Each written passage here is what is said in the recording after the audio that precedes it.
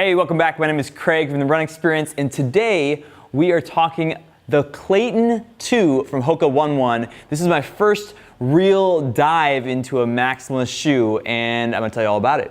Let's do it.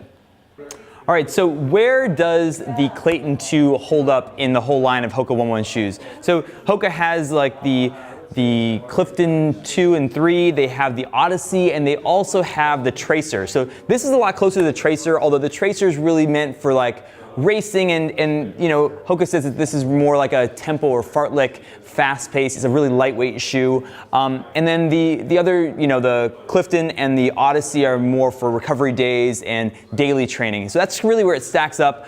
You know, you could use this shoe, it is a lightweight shoe, you could use this shoe as a daily trainer. I definitely did, and it performed really well. First, let's talk construction of the Clayton 2. One of the main differences between the Clayton 2 and the Clayton 1 is that they changed this upper. I think there were some complaints around blistering and the fit and the snugness. So with this Clayton 2, they have a lattice structure over this air mesh, really breathable material, but they counter that breathability, which sometimes can lead to a little bit of a loose fit with this lattice structure, which I tended to really like. I didn't have any problems with blisters, and I had no problem with the fit once I learned how to lace it. Now, the midsole is really where shoe companies are putting a lot of attention these days, and the EVA foam here, there are two different gradients of it. The forefoot has a little bit more structure to it than the back, so the back is actually a little bit squishier and a little bit more give.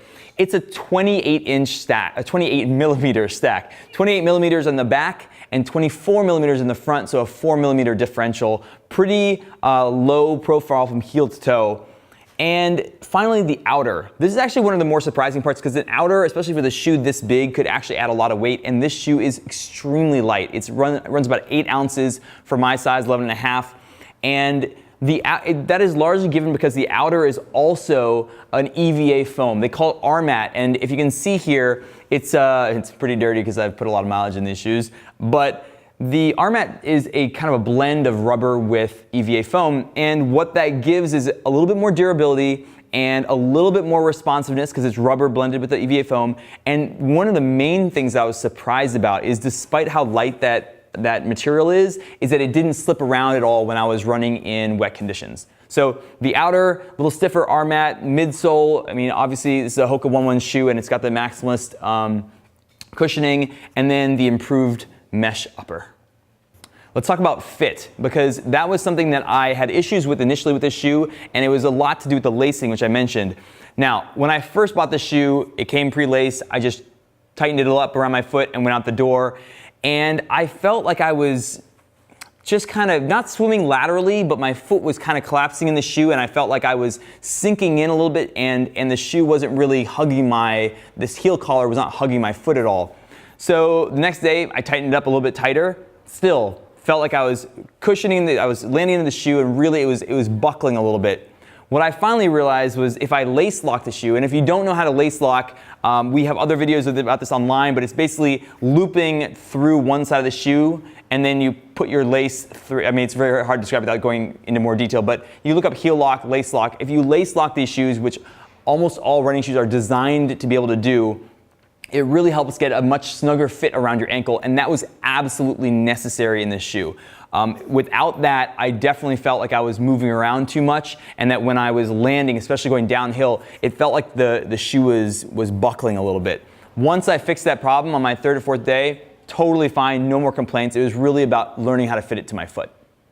All right, likes and dislikes. Let's go through the likes first. First of all, this shoe is super light. It's great. I mean, for a shoe that has this much material in it, they really did a great job of stripping it down to what was necessary, and it makes it a much better training shoe. I was surprised because I'm not actually one who would have thought I would have liked a maximalist shoe, and I found this to be a great shoe. I would definitely go on long runs on this. I would definitely use this as part of my training. I don't profess to want to do this all the time. I don't want a maximalist shoe all the time, but as part of my arsenal for different types of runs, absolutely. When I was on the trails, it is a pretty stiff shoe because of the amount of cushioning is there. So, you know, when I'm jumping off on the trails, it performed a lot better than I thought in terms of, you know, I could actually grip the ground, and I was like going around, and when I cornered and stuff, it was fine. It's just that you're a little bit high off the ground, and I wouldn't necessarily want this if I was doing primarily trails. It's not a trail shoe. Now, the break-in was something that I really didn't like. It took me weeks before I felt the shoe was broken in. And I think that has to do with the fact that there's so much material here that you're kind of breaking in, but it was at least 2.5 weeks before I felt like my feet were kind of acclimated to the shoe. When I first started on the shoe, I was getting a lot of like foot fatigue. And what I'll say is, look, a couple weeks of running in a new shoe, it always happens for me that there's a break-in period, and I'm sure for most of you. So that's gonna happen in any shoe. I think that there's a little bit of accentuated, break-in. There's more time that you need because of the amount of material here. So that wasn't my favorite part, but once I got the break-in period was over and the lacing was actually figured out, this shoe performed really, really well. Price. So this shoe, $150. It is not the cheapest shoe in the world, especially considering that this is not going to be the only shoe in your arsenal. You're probably going to want a slightly different shoe for different scenarios, whether it's trail or racing. So at $150, I give this a 6 or 7 out of 10 in terms of price, but it is a really sturdy, well-constructed shoe, and they've definitely learned something from the Clayton 1 and applied that to this new Clayton 2. Guys, that is it for the Clayton 2. I hope you enjoyed it. Now, if you are interested in looking at this shoe, a couple different options. We're at A Runner's Mind. It's a great store here in the Bay Area. We really appreciate them letting us come in here and film. And if you guys are in the Bay Area, if you're capacity 3, definitely recommend checking out A Runner's Mind. We also have a relationship with Running Warehouse, which we love because Running Warehouse has really knowledgeable people that answer the phone, answer your questions, will go into detail about the Clayton 2 versus other shoes, really get into the details, and they're very well trained. So we love the Running Warehouse. As with all of our videos, if you have any comments, click the link below. Please subscribe to our channel. We have new reviews coming out. I have a bunch more things we're trying out in terms of shoes and gear.